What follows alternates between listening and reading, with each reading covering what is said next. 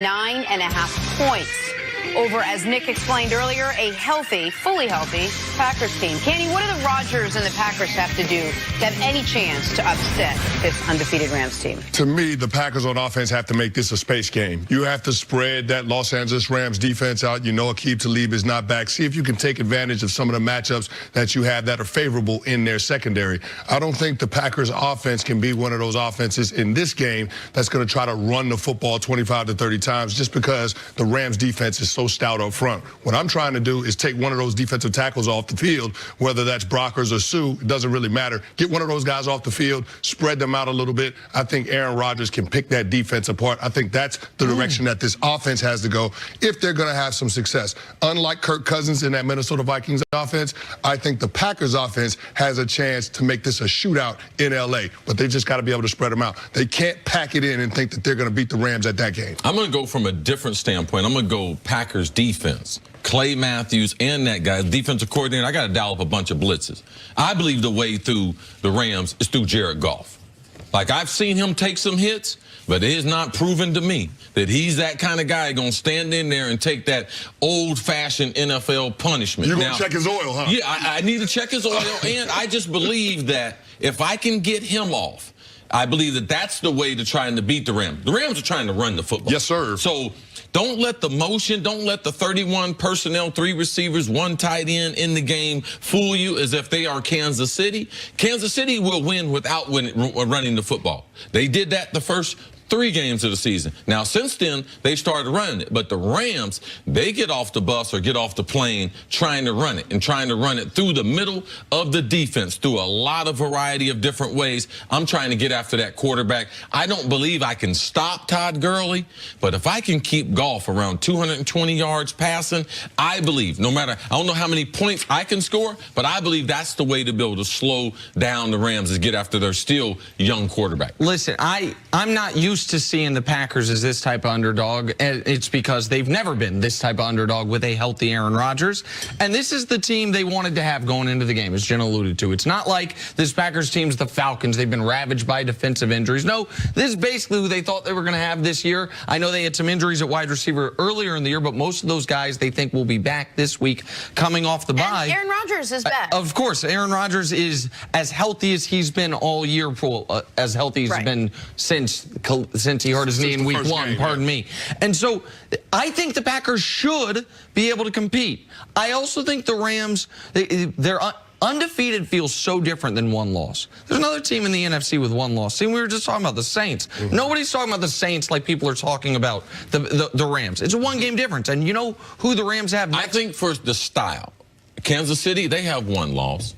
And because of Tampa Bay, Fitzy Magic got us in week number 1. I think because the Saints and their style points defensively, we not giving them credit as being good. So a lot of times style points have something to do with that. Absolutely. And the Rams seem every week they hit the over. Seems more almost always they cover. Like, I get it.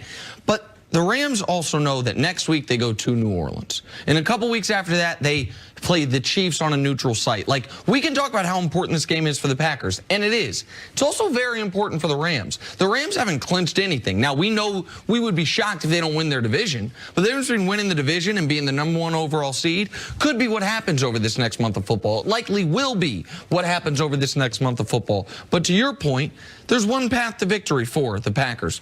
It's basically been the path to victory for the last 5 years against good teams. Have Aaron Rodgers be spectacular. They're not trying to pretend they're going to put a number on that, Nick. Put a yardage number? I think Rodgers probably going to have to be 34 of 42 for 385 yards, 4 touchdowns minimum. Imagine starting the game like that, Jenna. What? 34, 42, 340? Yep. To give me a chance. You know what it reminds me of? But it's against a Rams team. It's against a Rams team. But you know what it reminds me of?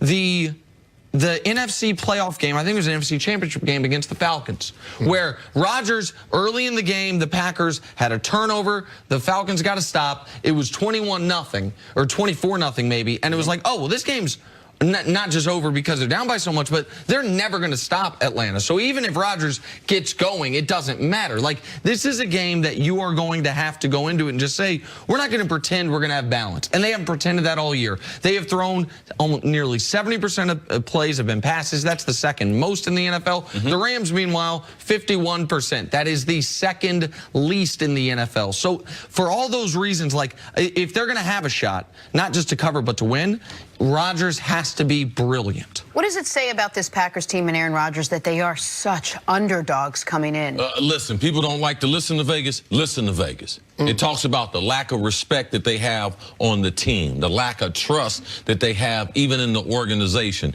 And it really is an indictment on the coaching staff. Because you don't think a coach is a good coach if you think after a bye week. You still need that kind of points. If you look at the good coaches in the league, in and out of bye weeks, look at their record and everything. Reed and Belichick in particular, spectacular, like 90+% after a bye. So that right there is a level of disrespect that you just typically don't see with a guy who is the elite of the elite quarterbacks and whoever his coach is and been his coach for a long time. You're absolutely right, CC, but the one thing that the Packers can do in this game is change the complexion and try to dictate what the Rams need to do offensively in order to stay in the game. Because you want to be that rushing team. They led the league coming into week 8 in rush attempts, and I know that Todd Gurley is the focal point of that offense, but if the score is 10-0, 14-0, then it's a situation where you can't stay with that run game. You've got to throw the ball, and I think that's where the Packers could have an advantage. If you put the game on Jared Goff by dictating that through the score, then maybe you've got a chance. And that's what I'm looking for Aaron Rodgers to do, because if it comes down to the two quarterbacks, clearly the Packers have the advantage in this game. The in vogue thing in the NFL these days is if you win the toss to defer, so you get the second half kickoff. If I'm the Packers and I win the toss, give me the football. Get the ball. Give me the football. Let's go try to put points on the board early. All right, take a break. Canty, thanks so much for hanging out today. Coming up is the Eagles season on the line against the Jacksonville Jaguars. Next on First Things First.